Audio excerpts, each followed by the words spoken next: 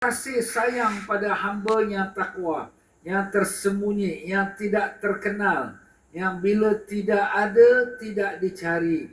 Orang yang Allah sayang, orang yang orang kata low profile, orang pun tak kenal dia. Dia tak ada orang tanya siapa si Ali, tak nampak si Ahmad, tak ada orang tanya pun, Masya Allah. Dan bila hadir, tidak dipanggil dan tidak dikenal. Kalau dia ada dalam majlis ini, orang pun tak kenal siapa dia Ali tu, siapa si Ahmad tu, orang tak kenal mana satu. Dan hati mereka sebagai pelita hidayat. Mana orang ini kekasih Allah, wali Allah ini, hati mereka seperti nur cahaya. Mereka terhindar dari segala kegelapan kesukaran. Hati mereka jauh daripada kegelapan, daripada kesukaran kebimbangan dengan hidup dunia. Hati mereka tak ada bimbang sedikit pun dengan urusan keduniaan. Siapa tu? Itulah dia wali Allah. Itulah dia kekasih Allah Ta'ala.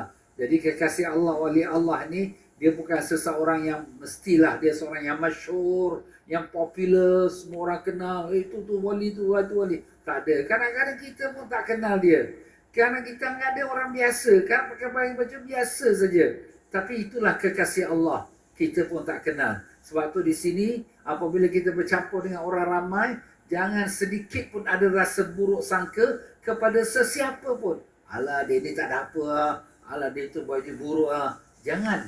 Pernah satu masa seorang murid berkata pada tuan gurunya, Syekh, saya nak jumpa dengan Nabi Allah Khidir AS. Tuan guru dia kata, baiklah, malam ni nanti Nabi Khidir datang. Kemudian murid ini pun siaplah dengan dia punya tasbih dia, dengan dia punya zikir dia, sampai ke pagi. Besok pagi dia pun jumpa Syekh Nabi Khidir tak datang pun. Maka guru dia tanya, satu orang pun tak datang? Adalah satu orang miskin minta sedekah pakai baju kotor, saya halau dia.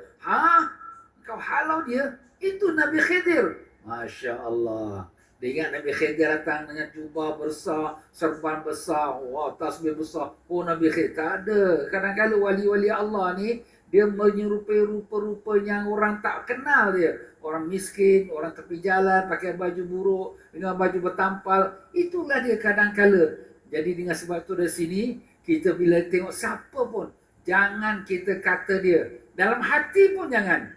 Bila hati kita berkata ini, itu sudah kira mengumpat. Kata Imam Ghazali rahimahullah ta'ala, orang yang berkata buruk kepada saudara dia dalam hatinya, itu mengumpat hati. Itu lebih dahsyat daripada mengumpat lidah. Kenapa? Mengumpat lidah, orang boleh dengar orang tegur, kau mengumpat. Tapi mengumpat hati, siapa yang kenal?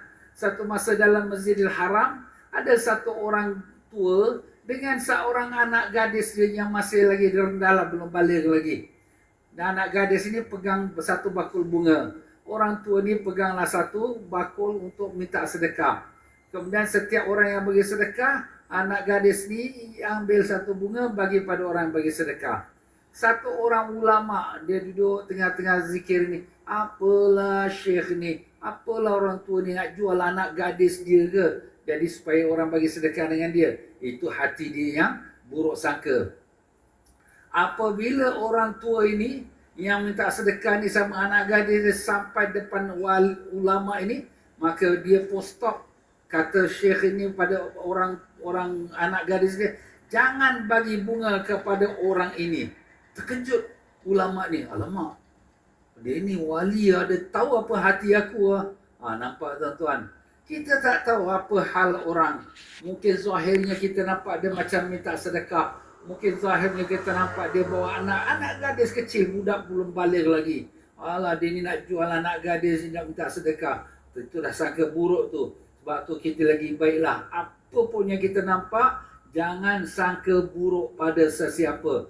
Yang kita serahkan urusan mereka pada Allah. Siapa nak bagi mereka pahala? Kita tak bagi mereka pahala. Siapa nak bagi dia dosa? Kita tak bagi dia dosa. Dia punya urusan ialah urusan dengan Allah Ta'ala. Itu Allah Ta'ala punya kerja. Jangan kita masuk campur urusan Allah Ta'ala. Kita yang penting, aku ni dosa ni banyak ni. Aku ni zahir saja orang tengok bagus. Tapi hati aku ni semayang pun tak khusyuk. Riak lagi, banyak lagi, penuh dengan dosa. Itulah aku. Itulah perasaan kita nak bawa pada diri kita. Abu Hurairah radhiyallahu anhu berkata, ketika kami di majlis Rasulullah sallallahu alaihi wasallam, tiba-tiba Rasulullah sallallahu alaihi wasallam berkata, esok pagi akan ada seorang ahli syurga yang semayang bersama kamu. Abu Hurairah radhiyallahu anhu berkata, aku berharap semoga akulah orang yang dimaksudkan oleh Rasulullah sallallahu alaihi wasallam. Maka pagi-pagi aku semayang di belakang Rasulullah sallallahu alaihi wasallam dan terus menetap duduk di majlis itu setelah orang lain pun pulang. Jadi Abu Hurairah ni dia dengar Nabi kata besok ada orang ahli syurga akan semayang sama-sama kamu. Abu Hurairah kata jangan-jangan akulah agaknya. Jadi dia pun duduklah semayang belakang Nabi semayang ni. Terror lah. Orang semua balik. Dia duduk lagi, tak keluar lagi pada masjid. Jadi mudah-mudahan kononnya dialah yang Nabi maksudkan ahli syurga. Tapi apa yang berlaku? Tiba-tiba ada seorang hamba berkulit hitam, berkain compang-camping, datang berjabat tangan dengan Rasulullah SAW sambil berkata, ya Nabi Allah, doakanlah semoga aku mati syahid. Masya Allah, ini orangnya. Dia ni hamba abdi, kulit hitam, pakai baju kain pun compang-camping, tak ada sempurna. Ya, kita kata macam orang miskin lah. Tiba-tiba sampai pada Nabi, ya Rasulullah, doakan supaya aku mati syahid. Maka Rasulullah SAW pun berdoa. Sedang kami mencium bau kasturi dari badannya. Masya Allah, baunya bau kasturi, minyak wangi. Padahal dia tidak pakai minyak wangi. Kemudian aku bertanya, siapakah orang itu ya Rasulullah? Jawab Nabi SAW, ya benar. Ya hamba abdi dari Bani Fulan. Hamba. Itulah hamba tuan-tuan. Walaupun dia hamba tapi hati dia bersih. Hati dia yang bersih itulah yang menjadikan dia, Allah Ta'ala jadikan dia ahli syurga.